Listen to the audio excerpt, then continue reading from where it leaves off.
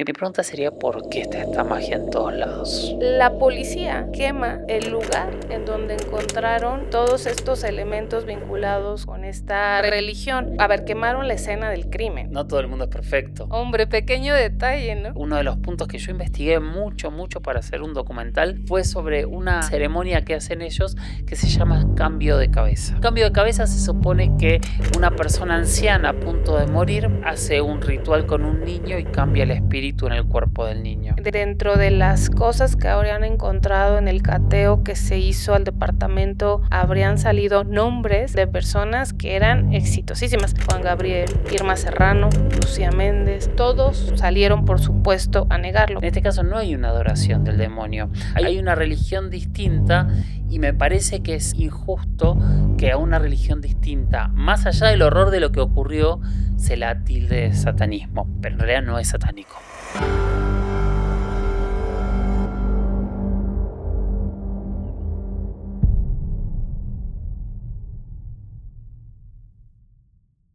Hola, estamos en un nuevo encuentro, una nueva charla con la licenciada Fabiola Navarro para seguir charlando sobre casos que nos sorprenden, que a veces mezclan lo jurídico con lo paranormal o con las creencias o con cuestiones inexplicables. Hoy vamos a hablar de un caso muy famoso. ¿Cómo está, Fabiola? Contentísima de estar aquí contigo otra vez. Me encanta, vamos a seguir debatiendo. Por favor. Bueno, ¿de qué vamos a hablar entonces? Es un caso penal emblemático. También podría ser el guión de una película, Sí. de terror.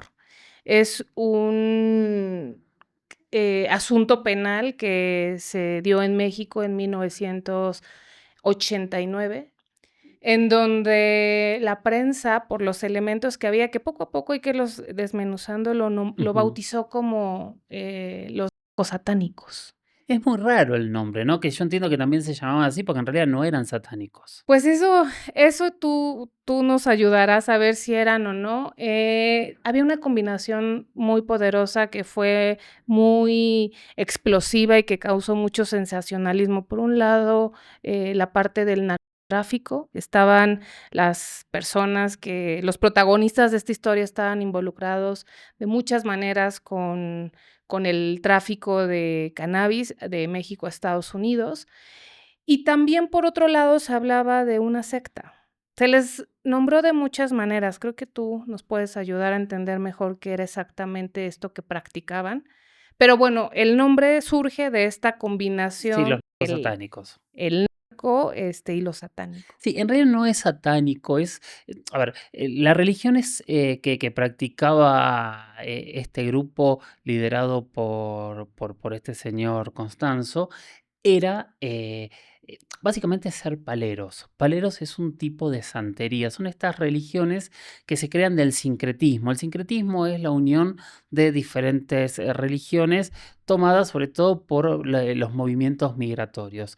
Em, Recordemos que en América, más allá de haber llegado españoles, europeos, traen una enorme cantidad de esclavos. Esos esclavos, usualmente que eran de África Occidental, venían con una cantidad de religiones que trajeron, obviamente, en sus cadenas y en las bodegas de los barcos, como prácticamente lo único que traían, ¿no? Lo único que traían estos seres humanos que habían sido robados de su tierra eran sus costumbres. Pero al llegar a América, se confrontan y se chocan primero que nada, con el catolicismo. Un poco lo mismo que pasa, por ejemplo, con la fiesta de Día de Muertos, ¿no? Que es un sincretismo. La fiesta de Día de Muertos en México en realidad es una unión entre la fiesta de Todos los Santos católica con las diferentes fiestas de Día de Muertos que tenían las diferentes culturas mesoamericanas. Acá más o menos ocurre lo mismo. Ellos vienen con sus religiones, que eran religiones que tenían una cantidad de dioses muy grandes y los acomodan por decirlo de alguna manera, obviamente con mucho respeto, dentro de lo que vieron de la religión que se les imponía. Entonces encuentran que muchos de sus dioses tienen características similares a los santos católicos. Por eso estas religiones terminan llamándose como santería, porque en realidad le dan entidad de dioses a los santos católicos, pero obviamente continúan tomando los nombres de sus antiguos dioses, pero empiezan a modificar algunas cosas. Estas religiones no son ni buenas ni malas. Yo me acuerdo cuando empecé a estudiar, por ejemplo, el vudú, que yo creo que dentro de estas las religiones es una de las que más me ha fascinado y de las que más he leído. También tenemos un capítulo con una santera yoruba que pueden ir a verlo para entender un poco más de qué tratan estos dioses. Empezamos a entender que son religiones que mueven algo que es totalmente inexplicable, que va más allá, que tiene que ver con la magia, pero esa magia no es ni mala ni buena. El malo o el bueno, en un sentido amplio de la palabra, es el sacerdote, es el palero en el caso de esta religión que tocaba, o en el caso del vudú también, hay sacerdotes positivos y sacerdotes negativos. Usualmente se los llama negros y blancos, pero vamos a utilizar mejor el positivo y negativo. Entonces, el poder de estas religiones se genera ahí. Se habla de mucho poder en la religión palera.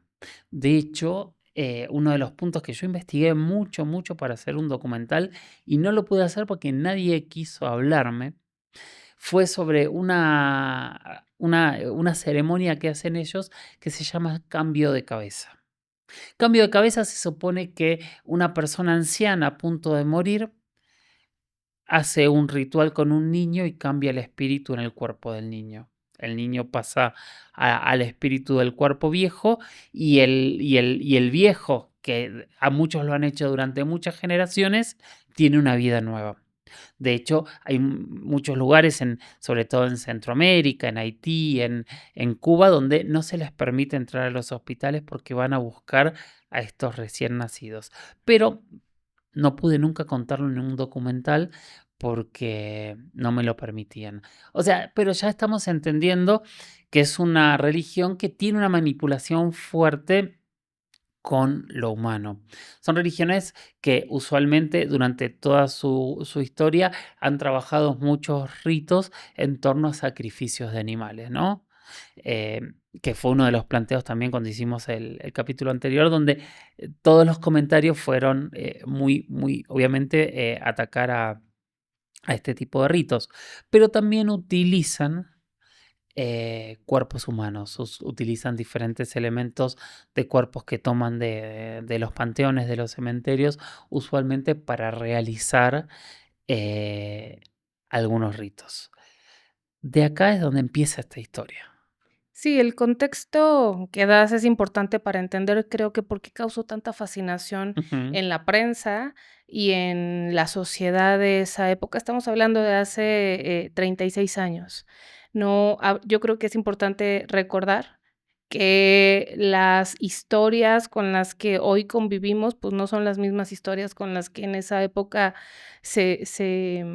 pues se convivía todos los días. Entonces, una noticia así causó muchísima expectación y muchas historias alrededor de qué era el tipo de prácticas que tenían estos personajes. Los dos protagonistas de esta historia, hubo varios detenidos, pero los dos centrales son este hombre que se le denomina o se le da el rol del padrino de esta religión. ¿Es una religión? Es una religión. A ver, ¿cuál es la diferencia entre una secta y una religión? Las sectas son religiones pequeñas que se desprenden de cultos más grandes. En ese sentido es una secta, pero eso ya con tantos años ya empieza a transformarse en religión. Ejemplo, el catolicismo nace siendo una secta judía y después se transforma en una religión. O sea, son desprendimientos que empiezan a tener visiones distintas. Este sincretismo que te contaba y que le da a los paleros, al vudú, a los santeros, a los yorubas, a los macumba, a todas estas religiones, una identidad distinta, pero que todas parten de la misma religión, los hace de alguna manera una secta que con el tiempo se van transformando en religiones. Porque se les dijo de todo, secta, culto, religión, y creo que el desconocimiento también de la mayoría o de muchas personas hizo que creciera una historia fascinante que involucraba, sacrificios, descuartizamientos, droga también, por supuesto, pero en los relatos, si uno ve los relatos, que cubrieron de las noticias o las preguntas que los periodistas les hicieron a las personas cuando los detuvieron, pues hay como más atención hacia esta parte macabra se habló también de Satanás, a ella, bueno, decíamos, los 2 protagonistas son, Adolfo, que es, este joven cubano estadounidense, que se le conoció como El Padrino, y la que era su pareja, Sara Aldrete, que hay que decir que es actualmente todavía la mujer que está pagando por todos estos crímenes, ¿no? Y se presentó el asunto de una manera muy sensacionalista, en donde se habló de 13 muertos, entonces el 13, un número especialmente, cabalístico, rituales calderos, sacrificios humanos, extracción de órganos combinado con sacrificios de animales, que se preparaban, en estos calderos que después se tomaban pues, esos caldos con la idea de obtener, protecciones. Y desde el punto de vista de la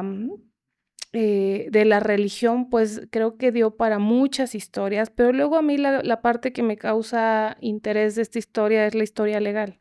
Me imagino. Pero antes de llegar a eso, déjame contarte, porque este señor, Adolfo de Jesús Constanzo, que nació en Estados Unidos, hijo de una cubana, vivió también en Puerto Rico, estuvo muy relacionado con la santería a través de su madre y de diferentes personas, sí crea una secta. Déjame decirte, porque yo te hablaba de los paleros, él toma un grupo de gente que está fuera de esta religión y les da, algunos no, algunos eran parte, pero les da una nueva mirada en donde él es el líder, él termina convirtiéndose en una especie de salvador y, por ejemplo, les da una entidad para ser paleros dentro de una estructura y una enseñanza que no existía. Todo lo hace de manera muy rápida y él reinventa y regenera ritos para llegar. Que es bastante extraña su historia, porque él llega a México a principios de los 80 y se dedica a leer las cartas, se dedica a ser adivinador, viaja constantemente entre Estados Unidos y México y se empieza a fortalecer dentro de una élite y dentro de una sociedad fuerte como un adivino, en realidad como un lector de cartas, pero también como una persona que adivinaba cosas. Le hizo ganar mucho dinero supuestamente a un inversor inmobiliario que le hizo comprar una propiedad muy poquito tiempo antes del terremoto del 85 y le hizo vender muchísima más caro de lo que estaba. Empezó a asesorar a las cabezas de la Policía Judicial de México. O sea, empezó a generarse un, una fama muy fuerte como una persona mística. Y esa fama muy fuerte como una persona mística lo hace empezar a generar una unión de personas que aparte en un primer punto con esas primeras personas también era una unión emotiva, porque él se declaraba y contaba que era bisexual y con las 2 primeras personas que forman parte de su círculo íntimo, 2 hombres, es pareja de estos 2 hombres y empieza ahí a ampliar el grupo en torno a esta reinterpretación que él hace de esta religión. Entonces ahí empieza a armar un grupo fuerte y dentro de este grupo, entendiendo lo que pasaba, empieza a asesorar y a proteger primero a policías y a narcos con ritos paleros para la protección, lo cual era interesante porque estaba protegiendo a los dos. Hay todo un análisis que en realidad su protección tenía información de uno y de otros, y cruzaba la información de unos y los otros y lograba que los dos estuviesen protegidos de esa manera. Estos tipos de que a veces terminan siendo engaños, a veces no, de cuánto se sabe del más allá o cuánto estos líderes espirituales realmente manejan hilos de algo que no entendemos o simplemente son muy inteligentes en cómo entender y analizar la realidad. Y ahí llega todo esto donde el deja de asesorar para empezar a meterse en el mundo del narcotráfico también, como decías.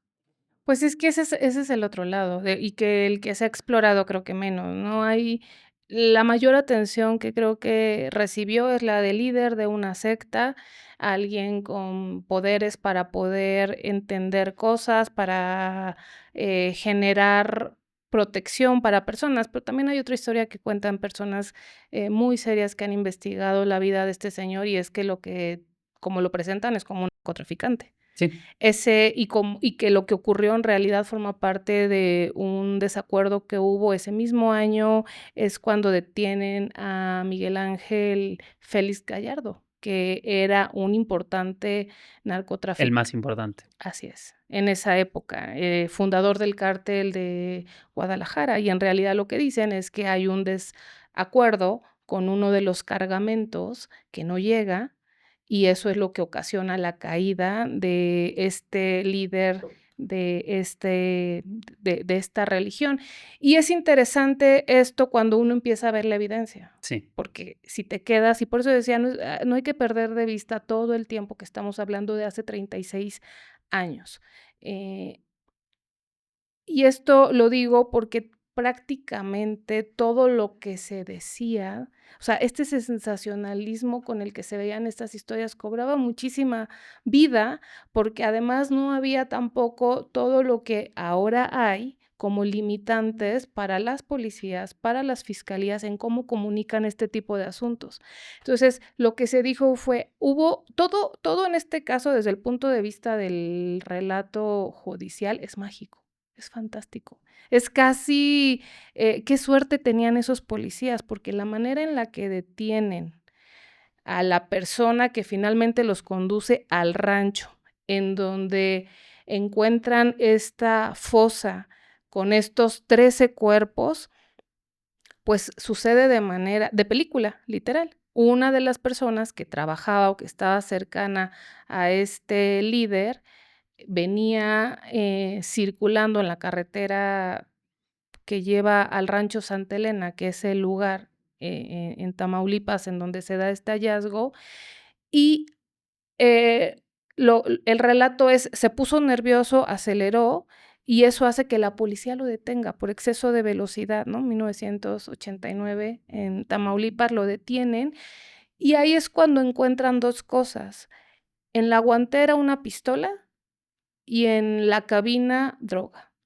Y entonces la policía, que son, muy buenos interrogadores, lo le hacen preguntas y él termina confesando que trafica droga y que además los va a llevar al lugar en donde el centro de operaciones, y es como llegan a este rancho. Y él mismo es el que los lleva a este lugar que está a unos cuantos metros en donde encuentran los cuerpos. Y en ese tiempo pasó desapercibido, creo que ahora sería un elemento que se cuestionaría. Estos cuerpos no eran de cualquier persona, no eran estos niños. A la pareja de este líder, a Sandra Aldrete, que es la que está todavía en prisión, la única que está pagando por esas muertes, ya contaremos qué le Ujú. pasó a Adolfo, pero a ella uno de los sobrenombres con los que se le conoce es la de come niños, y lo que se afirma y se asegura y crece todo este mito en relación a que sacrifican a inocentes, a mujeres, a niños. Los cuerpos que se encontraron todos eran de hombres, y muchos estaban vinculados a la policía. Y entonces hay una fotografía que yo me encuentro en una investigación que hacen no periodistas, sino personas que están interesadas en escenas de crimen y que además no son mexicanos, y Ujú. que al relatar este caso te presentan imágenes, y esta imagen es muy elocuente cuando tú tienes toda esta historia de les sacaban el cerebro, les quitaban los órganos, la columna vertebral, la fragmentaban, hacían, algún tipo de joyería con ella, los desangraban, porque lo que se ven apilados son cuerpos enteros, en bolsas negras. Y eso ya no corresponde con este relato de que los fragmentaban, los descuartizaban, les quitaban esto, aquello. Entonces, también está esta otra historia que lo que dice es que los dueños del rancho estaban vinculados con policías y que el grupo de Adolfo habría hecho algo que rompió uno de los pactos que tenían entre ellos como traficantes, y eso es lo que genera el enojo y el asesinato. 6 de los 13 eran al menos familia y estaban vinculados con temas de la policía. Ahora, es importante decir, no tenemos cómo confirmar esa información, porque creo que por la época en la que ocurrió, eso se volvía irrelevante. Cualquier cosa que se dijera en los medios de comunicación, pues era suficiente para asumirlo como una verdad.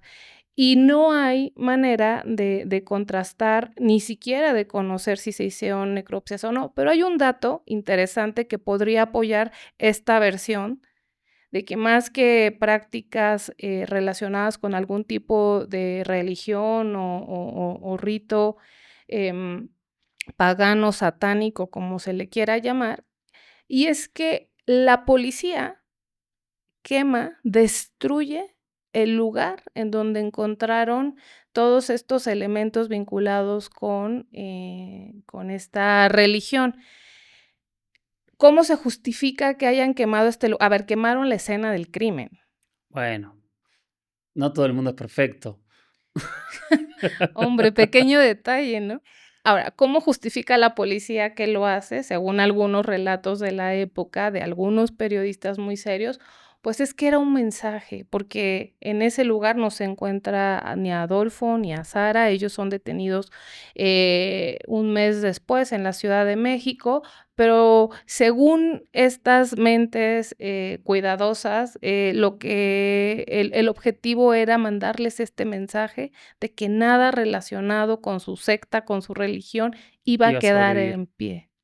Cuando en realidad, si lo vemos desde el lado de vista de una investigación, lo que se hizo fue destruir evidencia. Entonces, tenemos contaminación de la escena, destrucción de evidencia, que eso también, pues, apoyaría esta idea de que más bien ahí había una cuestión de ajuste de cuentas relacionada con narcotráfico y participación de policías. No, de hecho es esto, o sea, gran parte de los seguidores eran policías judiciales, entonces hay un punto y cabezas y gente importante, eso, entonces hay varios puntos en donde llama la atención.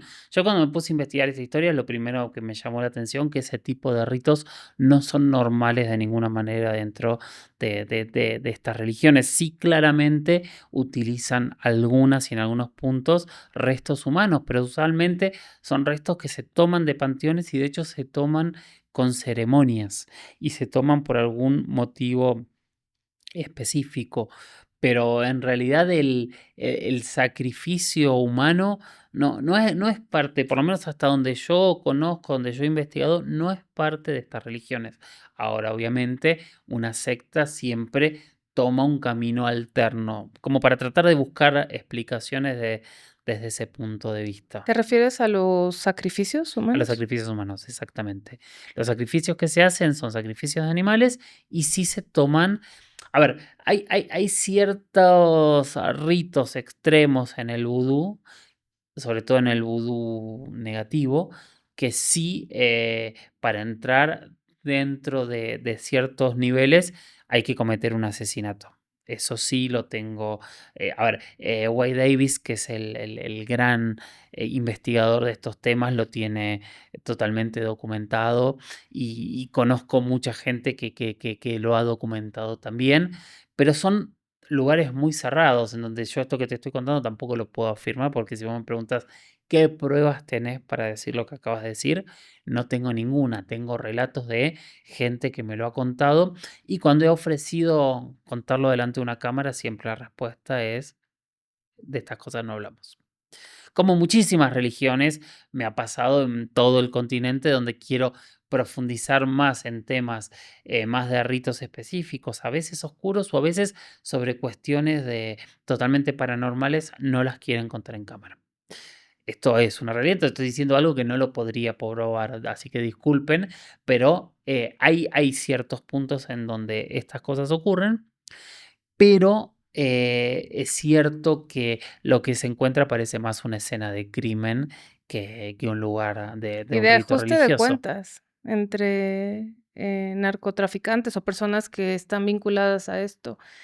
Y creo que eso, el decirlo no le quita, interés al caso. En realidad, lo que hace es que, podamos formarnos cada quien la opinión que se tenga, pero sí cuestionar los hechos, a la luz de lo que hoy sabemos que no se debió haber hecho nunca, como era esta destrucción. Ahora, ¿cómo se hace esta conexión entre? Tú decías al principio, en realidad esto es una religión que tiene, pues, estos antecedentes, pero de ahí, como fue presentado en medios de comunicación, fue como satánico. O sea, tenía que ver con el diablo, con la posesión incluso. El presentador de noticias más influyente de la época todavía entonces, por muchos años, presentaba la nota como un grupo, Jacobo Zabludovsky, Ujú. un grupo, detuvieron a un grupo que rendía culto a Satanás, integrado por presuntos narcos. O sea, los presuntos narcos era como Como secundario, que secundario. sepultó y enterró a 13 personas, ¿no? Y a partir de ahí, de lo que se hablaba, era de las brutales atrocidades y de los sacrificios, y de los desmembramientos hechos por estas personas diabólicas. A ver, es que en realidad hay muchas cosas. Sí se acusó siempre a estas religiones de ser satanistas, al igual que se acusó a todas las religiones originarias de esta región del planeta, ¿no? Cuando llega la evangelización acusa de que son ritos satánicos a todo lo que no responde al rito católico ortodoxo. Desde ese punto de vista, pensando en un concepto católico de la época de la evangelización, no de hoy, podríamos decir, sí, era satánico porque era lo mismo que los curas decían de todas las religiones mesoamericanas, por ejemplo. Pero en realidad no hay un rito al demonio católico, no es por ejemplo, lo que algún día por ahí vamos a poder hablar, que es súper interesante, que son las misas negras, y son ritos verdaderamente satánicos. En este caso no hay una adoración del demonio, hay una religión distinta y me parece que es injusto que a una religión distinta, más allá del horror de lo que ocurrió, se la tilde de satanismo. Es una religión que obviamente tiene tintes y tiene elementos católicos, como decía al principio, que tiene que ver con todo este sincretismo religioso. Pero en realidad no es satánico. De ninguna manera es satánico. No, pero es más fácil de explicar y de presentar, si no todo lo que no entra en el cajón de el catolicismo y son prácticas, que y además porque dicen, creo que no lo podemos saber, si alguna sensación a mí me queda con esta historia es que no es una investigación seria la que se hizo, ni fue una cobertura en la que de prensa objetiva en la que se pudiera confiar. ¿Por qué? Porque hay contaminación de la escena. Cuando presentan a los detenidos, es sorprendente la coincidencia que hay de todos ellos. Todos confiesan. O sea, el comportamiento de ellos no corresponde con, la expectativa que se tiene del tipo de criminales que se Que se supone que hicieron. eran. Exacto. Es verdad que existen muchos criminales, o muchos asesinos seriales que terminan confesando, lo que hicieron, pero para llegar a ese punto pasan antes, muchísimos, procesos y años antes de que ellos asuman la autoría de estos crímenes. A estos jóvenes que detienen, es más, al que detienen conduciendo el vehículo en donde encuentran bueno, esta arma y marihuana, que es el que los conduce al rancho, él termina desde el minuto 1 confesando que traficaba, que venía de dejar un cargamento y todo lo que pasaba. Y esto se conoce hoy en el mundo del derecho penal como la teoría del testimonio estereotipado, que es en realidad, un dato de sospecha sobre la veracidad de lo que te están contando, por ejemplo. Sí, o un infiltrado.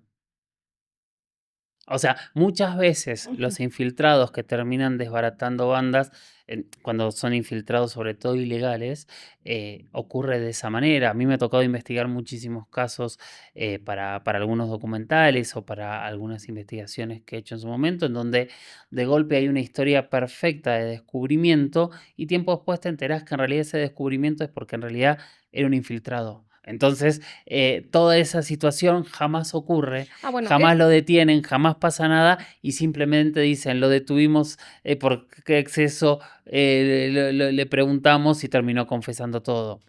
eso puede ser en relación al hallazgo. Sí, Yo sí, más de bien eso hablo. estaba pensando en el tema de la coincidencia de las declaraciones, y esta teoría que menciono se refiere a la unidad que hay. Es como si a todos les dieron el mismo guión. Entonces, eso es improbable, eso se sabe que es así. Lo que pasa es que las historias reales son sumamente más complejas que las historias ficcionadas o estas historias que son, aptas para presentar a los medios de comunicación y que son más atractivas, Claro. en donde hay malos, buenos, policías valientes que descubren, fiscalías sumamente, eficaces. Y en realidad, hoy, con todos estos años que han pasado, lo que te dejan son muchas, dudas y cuestionamientos. Yo no podría, de ninguna manera, ni afirmar que sí ocurrió o que no ocurrió, porque lo grave de todo esto es que se perdió la evidencia y que esos expedientes probablemente están hechos con la misma, fantasía y falta de rigor, porque además, pues, no había todos estos hoy mecanismos que hay para al menos tratar de presionar a las fiscalías de que hagan las cosas de mejor manera. Entonces, yo no sé si sabe después, también el personaje de ella se vuelve muy interesante, tan interesante que hay muchas películas, muchas series. Ella misma escribió un libro, hay investigaciones en torno al alcance de lo que ella hizo, pero para mí, desde el punto de vista del juicio, pues no hay lo importante, que es la evidencia. Se me ocurren muchas cosas en lo que decís. Claramente creo que el punto de ella es interesante porque de hecho ella dice en las entrevistas al día de hoy que a ella le plantaron evidencia, que ella nunca vio ningún tipo de ritual, que ella era rehén en el momento de escape. En realidad sí está probado que a ellos los encuentran porque ella es la que denuncia y llama, pero la justicia no lo toma en cuenta porque dice, estuviste un mes escondida, y ella dice, no, estuve un mes secuestrada. Entonces, Yo me sé otra versión, a ver, pero, que en realidad, porque es esta suerte que tiene la policía de la época, estaban buscando a un niño, y la búsqueda de ese niño los lleva a ese lugar, y descubren que ahí están atrincherados él y 3 de sus, em, integrantes de la banda, ¿no? Y ella ahí.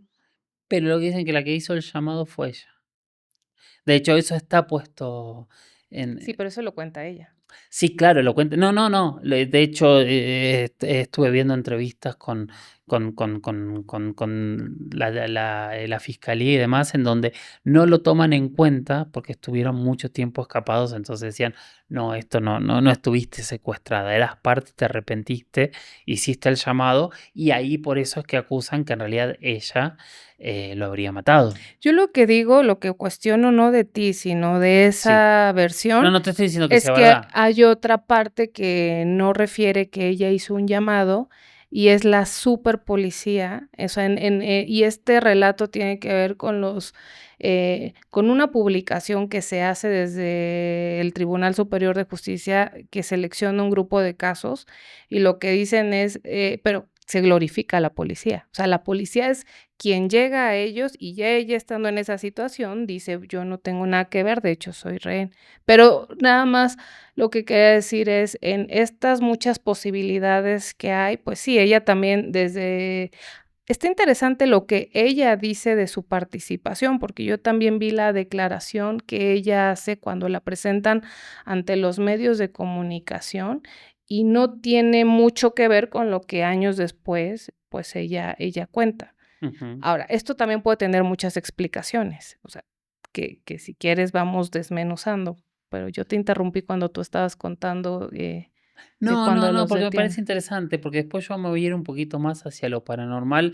Me Okey. parece que es interesante que sigas con esto, porque, a ver, sí, obviamente ante una policía y un tipo de declaración o de interrogatorio distinto, hay que ver qué es lo que se dice y qué es lo que dice cada uno también, ¿no?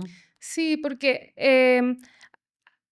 ellos son presentados como una pareja. Ella no niega el vínculo que tiene con él. Los 2 son jóvenes, son guapos, él 27 años, ella 24 años, em, y a ella cuando la detienen, lo que yo recuerdo de esa noticia es que explica de manera muy fácil esta relación que tiene con ellos, al que supuestamente el joven que supuestamente le dispara a su padrino, también lo cuentan como quien está contando que se fueron de día de campo el fin de semana. Y el otro detenido, que también narra lo que pasó, coincide con ellos. Incluso lo que dicen es que Adolfo, lo que pidió fue un suicidio asistido. Cuando se dan cuenta que la policía ya está muy cerca, refieren que tienen un pacto que dicen que si se da esa situación y los van a detener, que pues se tienen que quitar la vida.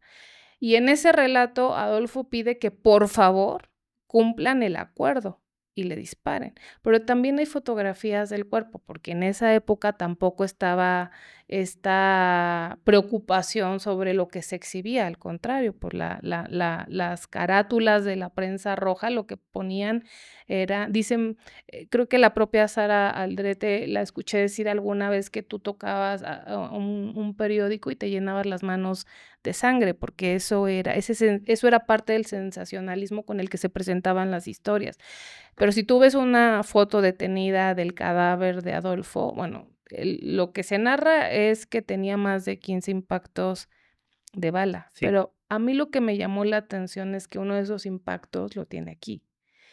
La localización de esa bala no coincide un poco como con la versión de que o sea, la policía no hizo nada. La policía nada más los encontró, él ya estaba muerto, los detuvo, los presentó, se los echaron a los medios de comunicación, porque esa también era una práctica. Quien interrogaba inicialmente, pues no eran las fiscalías, no había policías científicas tampoco, eran los medios de comunicación. Y ellos decidían con qué trato, con qué nivel de respeto o no, se hacían las preguntas. Y estas preguntas, pues estaban obviamente encaminadas a satisfacer toda esta curiosidad respecto de si se daba o no todos estos sacrificios que se les atribuyeron. Y lo que quiero decir en relación a ella es que Ujú. ella en esas declaraciones no niega su vínculo con ellos. Tampoco reconoce ni confiesa que ella, asesinó a nadie, eso es verdad. Pero yo creo que también esto hay que entenderlo, o al menos como estar críticos y abiertos, y es porque conforme fue avanzando el tiempo, se fue construyendo la historia.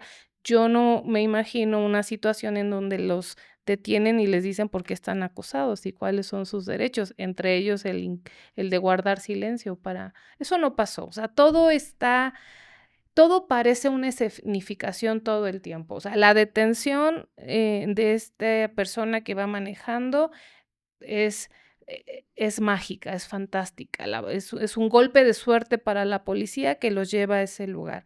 Ahí confiesan todo. Luego los hallazgos, los cateos, todo coincide, es un guión perfecto. Sí, es cierto.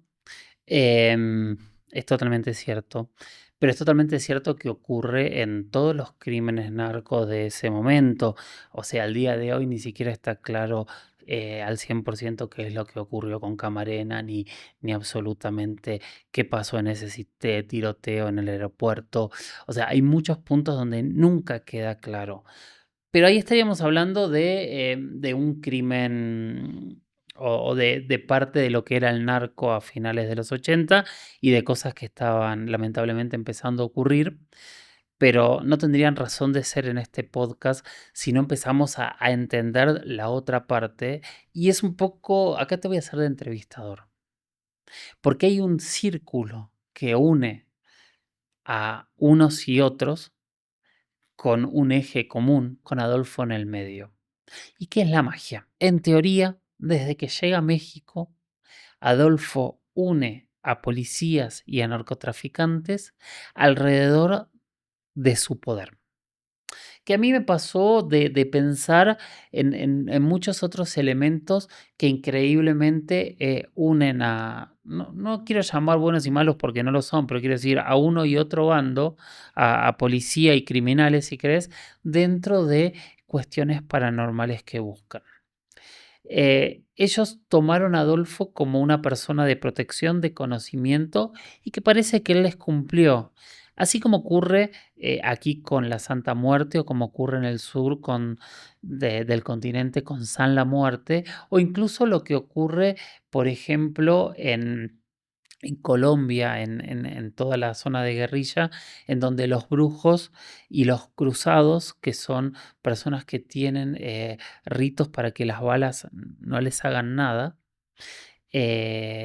empiezan a tener un punto muy fuerte de poder. Yo escribí un documental hace mucho tiempo que se llama justamente La Guerra Paranormal en Colombia, hablando de estos cruzados, ¿no? De todos los ritos que se hacen para proteger o que se hacían para protegerse en la guerra entre guerrilla, gobierno y paramilitares. Lo mismo yo veo acá, o sea, yo veo un personaje que después él toma un camino, elige un camino, no vamos a ser ingenuos porque en ese camino había personas de un lado y de otro, pero en realidad el punto común y que lo diferencia de otros crímenes narcos, para entender si fue un ajuste de cuentas, dejando de lado si realmente Sara es la responsable o fue un chivo expiatorio o fue un personaje menor o fue realmente la que arrancaba los corazones y se los comía. Em, Hay magia en el medio. Y esa magia usualmente está y contamina, o si lo pensás como una sombra, cubre usualmente a delincuentes, a policías y a parte del sistema judicial. ¿Te tocó verlo?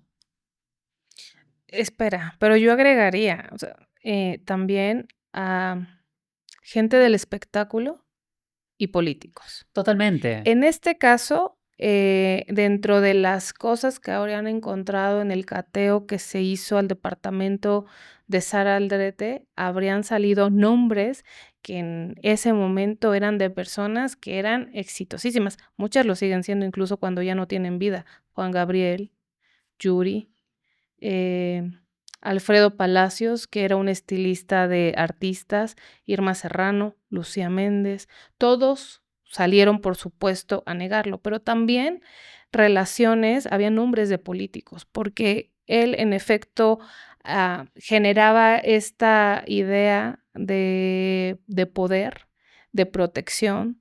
Y había también, yo creo que estas historias no se pueden contar sin estos elementos de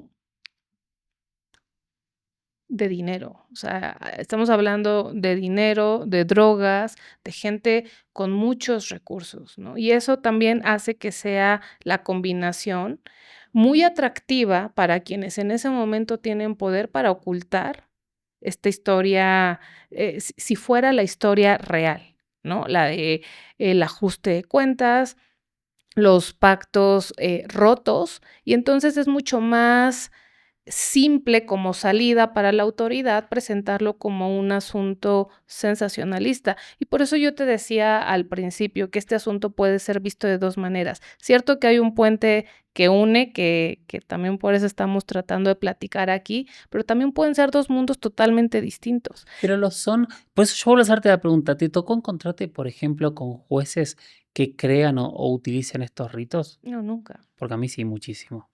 nunca. De hecho, en Argentina, el culto, que no es lo mismo que la Santa Muerte, pero en el culto de San la Muerte, que es el culto que más profesan los criminales, el principal tallador de la imagen de San la Muerte nos contaba cómo armaba altares para jueces, para comisarios, para políticos también. Claro, a ver, directamente yo no.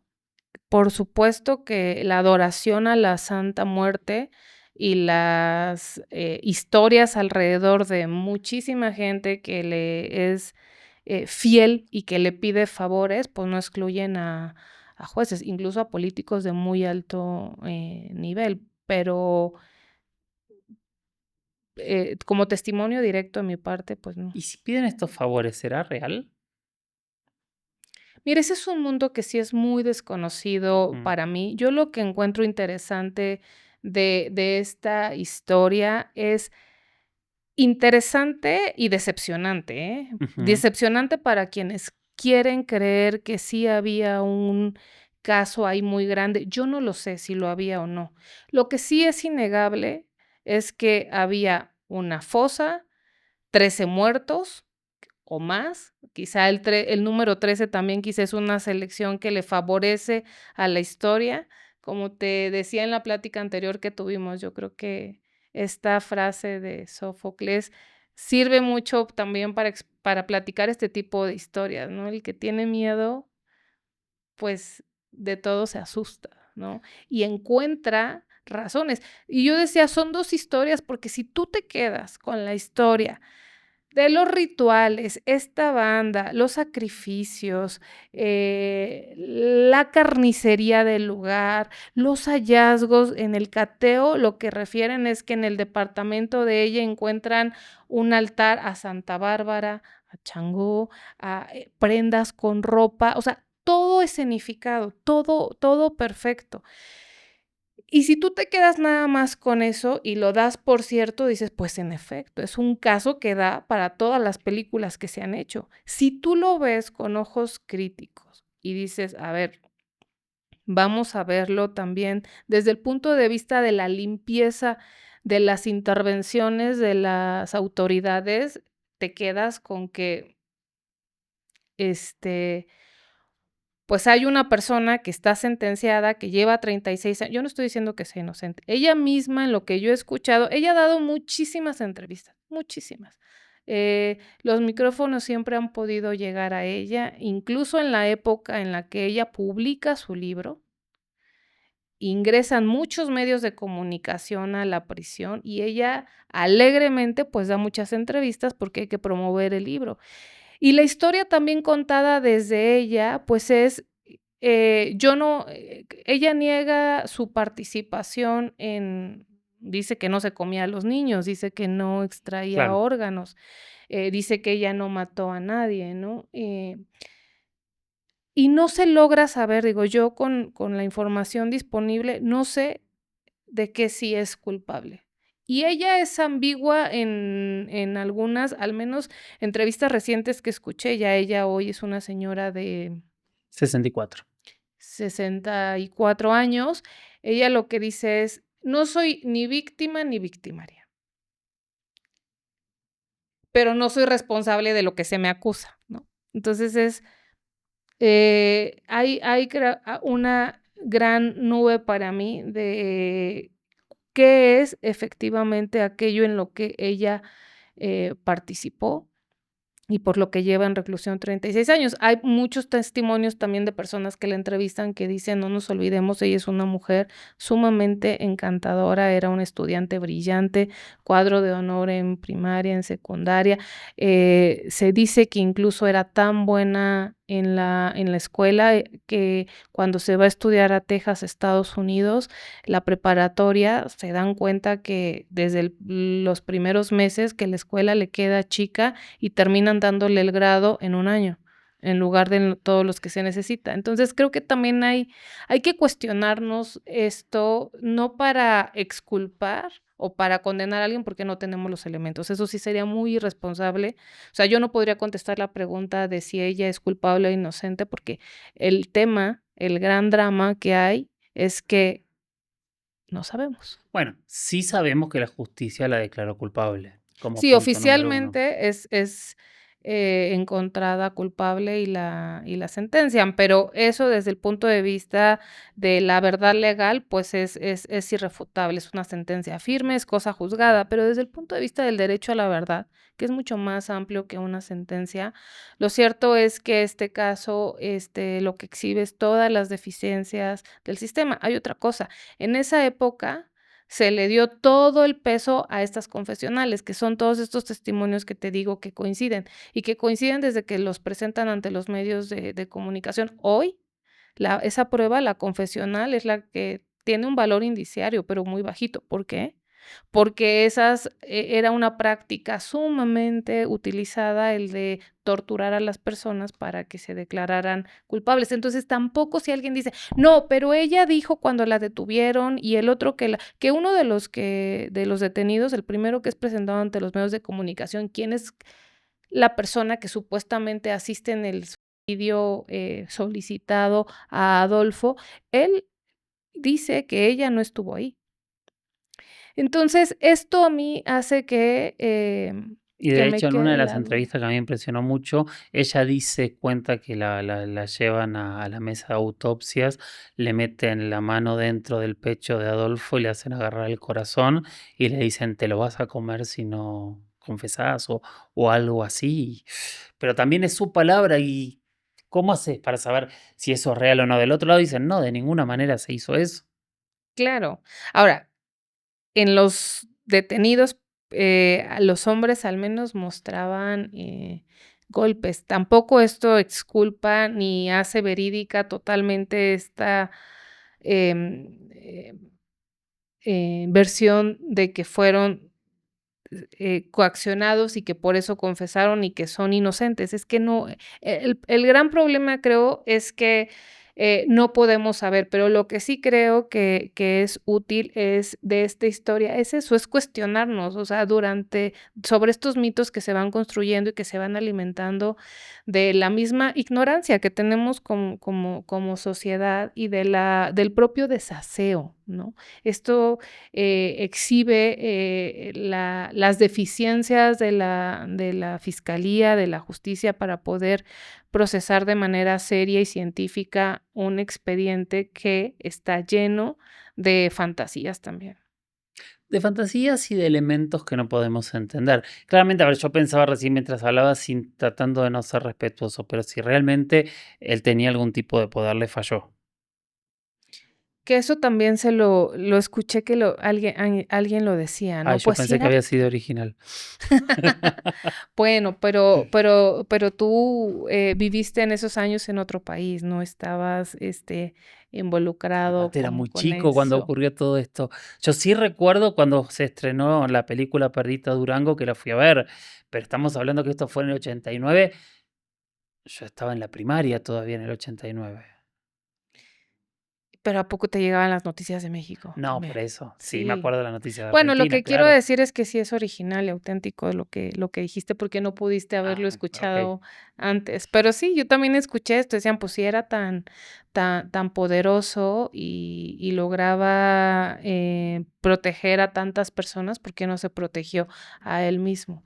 Y también esto, tristemente, el estado en el que ocurren estos hechos es internacionalmente conocido, lamentablemente, por las fosas clandestinas. Eso hoy se sabe mucho más porque en cada persona vemos un periodista. Al tener un celular con cámara que puede documentar lo que pasa y al ya no depender solamente de lo que las autoridades quieran contar qué pasa, pero pues eso que estamos viendo ahí, pues es algo de lo que está lleno tristemente el país, que son de fosas clandestinas. Yo sí insisto en que sin quitarle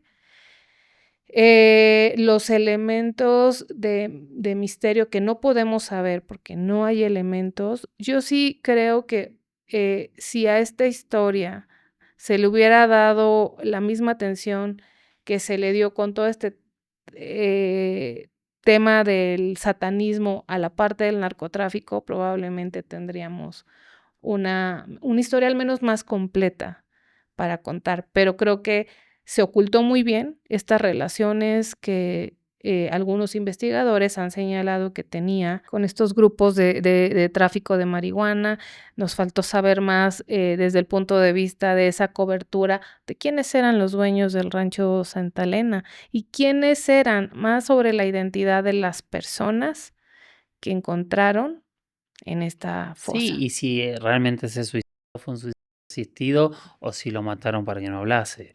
Pero, a ver, yo desde el punto de vista del podcast, no por ser frío, yo me quedo con esto. Yo me quedo como la magia se mezcla y se mete absolutamente en todos los mundos. Como la necesidad de protección. De hecho, yo tengo cientos de historias que me plantean de que muchas veces esta protección termina siendo cierta, que es para debatir y es para debatir desde otro punto de vista. Esto que te digo, por ejemplo, en Colombia tengo muchísimos combatientes, tanto paramilitares como guerrilleros, como del ejército, hablando de gente que era cruzado y que le disparaban y que no se moría. Pero cómo la magia termina unificando lo que a veces otras cosas separan. Es muy extraño, pero este señor, antes de convertirse en un líder narco, había sido líder de todos. Y ese liderazgo se plantea desde la creencia y desde lo que haya logrado, ya sea por casualidad, ya sea porque realmente podía hacer algo, pero hubo mucha gente a la que, que lo cuentan al día de hoy, donde él les dijo cosas que ocurrieron. Él los alertó de cosas que después terminaron sucediendo. Él les hizo lecturas de su vida que no tenían cómo saber. O sea, su fascinación primera pasó por un punto paranormal. Y como este punto paranormal, esta magia, porque es como lo tenemos que llamar, la tenemos en todos lados. La tenemos, como decís, en la política, la tenemos en la fama, la tenemos en las fuerzas de seguridad, la tenemos en la justicia, la tenemos en la delincuencia. Y yo creo que cerraría con, sin que lo tengas que responder vos, por supuesto, porque podemos hacer un debate de qué es real y qué no de esto, pero mi pregunta sería, ¿por qué está esta magia en todos lados? Yo creo que hay una necesidad, humana de poder creer en algo. Estamos cargados también de nuestros propios, prejuicios, y esta ignorancia, que tenemos de estos entendimientos de cómo en realidad funciona, el mundo y cómo, suceden estas cosas a las que les atribuimos cualidades mágicas, pues, nos hacen también estar más mayormente dispuestos a creer en este tipo de historias. Yo no lo sé, soy muy respetuosa, de todas estas creencias, pero no puedo dejar de ver las cosas también desde mi propio sesgo, desde mi propia formación y desde mis propios prejuicios.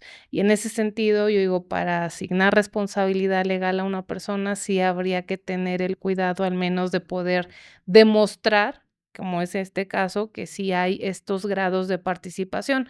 Y insistiría, no es yo no porque no me gustaría que dejar la impresión de que yo pienso de que yo pienso que es inocente la señora Sandra Aldrete. La verdad es que no lo sé, no lo sé porque no he tenido acceso a ese expediente. Lo que sí creo que es, de valor como sociedad el cuestionarnos, el ser más críticos, con lo que aceptamos como verdades y también abrir, nuestra propia mirada a pensar que muchas veces detrás de todas estas ideas que tienen estos componentes muy cinematográficos, a lo mejor hay una intención de desviar la atención o que hay partes que el tener la atención en estas partes como muy sensacionalistas pueden estar ocultando otras que sean igual de preocupantes. Al parecer es un hecho que también está probado, así como tú refieres que hay bastante información que documenta que él tenía estas relaciones y estos trabajos con este grupo tan amplio de personas muy poderosas, pues también está como, yo diría, es un hecho como irrefutable que él transportaba semanalmente cantidades muy importantes de cannabis. Entonces, lo que creo es eso, que hay esta necesidad que todos tenemos de encontrarle, algún tipo de sentido y de explicación más allá de los propios límites de lo que sí podemos conocer y confirmar de manera científica. Sin duda, sí, un poco yo quería terminar con lo mismo que dijimos en el encuentro pasado, esto de lo paranormal no puede nublar lo normal. O sea, el creerse elegido dentro de todo puede ser muy peligroso.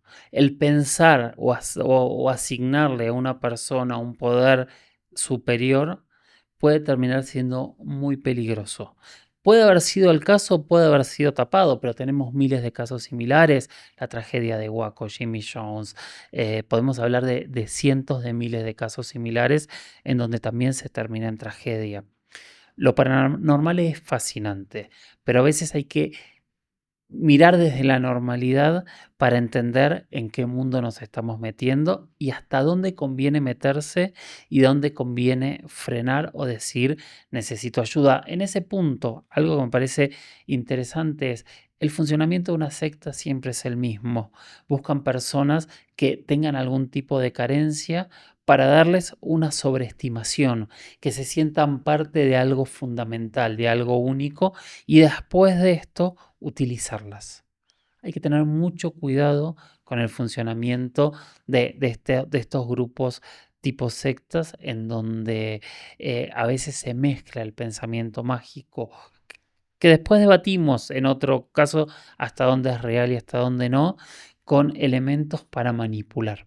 Las sectas manipulan y hay que tener mucho, mucho cuidado con eso. Porque también, y sé que ya era tu cierre, perdóname, pero hay dinero de por medio. También por estos trabajos él recibía mucho dinero.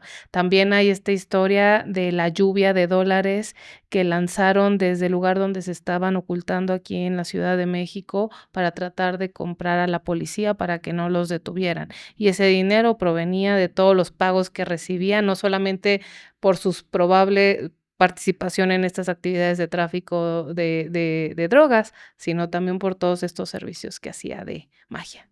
Exactamente. Muy pocas respuestas, no solo desde la parte inexplicable, sino desde la parte judicial en este caso. Así es. Muchísimas gracias. A ti. Nos vemos en un siguiente episodio y déjame invitar a Por tu supuesto. audiencia, por favor, a que después de escuchar tus episodios se sigan al Sistema Podcast. Nos encuentran en YouTube y en Spotify.